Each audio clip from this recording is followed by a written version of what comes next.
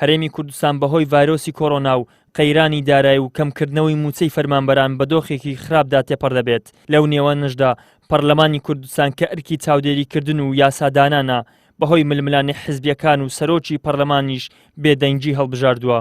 ئەندامێکی لیژنەی یاسایی لە پەرلەمانی کوردستان دەڵێت پەرلەمانی کوردستان دەبێت بە دوواداچوون بۆ قەرزەکانی حکوومەت بکات و کەوا چۆن و لە چیدا ئەو بڕەپارە سەرف کراوە و پێویستە لە تەلالی پەرلەمان بڕیاری بڕینی موچە هەڵبۆشێنرێتەوە. گرنگترین کاری پەرلەمان لەو وەرزە یاسادانان ئێستا ئەوەیە کە باز لە قوت و بژێوی خەڵک بکەوە هەروەها تاوتوێی وەزعی دارایی هەرێم بکە کە دەبینین بارودۆخێکی دارایی سەختدا تێدەپەڕن. گرنگترین کار لە یەکەم دانیشتن ئەوەیە کە باز لە موچە بکرێ چونکە ئەو بڕیارێکە حکوومەت هەرێمی کوردستان داوێتی بڕیارێکی تەواو نایاساییە دەبێ بێتەوە پەرلەمان. بۆیە پەرلەمان دەبێت ئەو هەیبەتە بۆ خۆی بگەڕێنێتەوە شکۆ بۆ خۆی بگەڕێنێتەوە کە مەسەلەی موچە نەهێڵێ ببێ ئەو بڕیار بدرێت دەبێ بێتەوە پەرلەمان لە پەرلەمان بڕیاری لەسەر بدرێت. ئەو قەرزەی کە حکوومەت هەرێمی کوردستان لە زاری سەرۆکی حکوومەتەوە کوتی قەرزدارە دەبێ ئەوەش تاوتوێ بکرێت کە ئایا لە چی قەرز کراوە ئایا بە فعلی ئەو قەرزە هەیە نییە. دوای ئەوە دەبێ پەرلەمان دەست بە پرۆسەی یاسادانانی خۆی بکاتەوە وەرزی یاسادانان دەبێ هەم پرۆسەی یاسادانان هەم چاودێریکردنی حکوومەت دەبێ ئەو پرۆسانە یەک لە دوایەک پەرلەمان کاری لەسەر بکات.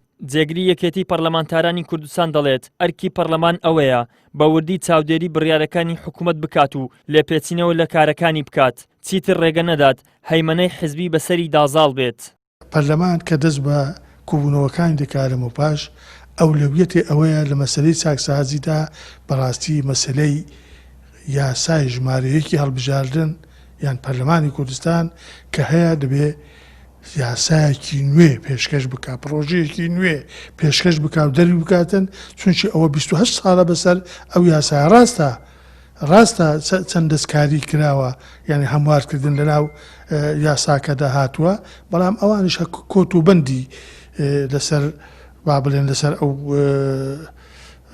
یاسایەداناوە دەبێ پەرلەمان ڕۆلی ڕقابی خۆی هەبیتن لەسەر ئەو هەنگاوانەی کە حکوومەت دەنێت سەبارەت بە مەسەلە چاکسازیەکان دەبێ پەرلەمانی کوردستان کاریگەرتر فعالتر بێتە مەیدان بۆ ئەوەی بتوانێت چاودێری حکوومەت بکات. لە دوای کودەداکەی هەفتی ئایار و ململانەی حزبیەکان و کەرەنتینەکردنی پەرلەمان بۆ ماوەی 14 ڕۆژ بەهۆی تۆمارکردنی توشبووانی ڤایرۆسی کۆڕۆنا پەرلەمانی کوردستان هیچ کۆبوونەوەیەکی ئەنجام نەداوە. لە ئێستاشدا لایەنە ئۆپۆزیسیۆنەکان داوای کۆبوونەوەی پەرلەمان دەکەن تا بڕیارە نایاساییەکەی حکوومەت هەڵبۆشێنەوە و چاودێری کارەکانی حکوومەت بکەن.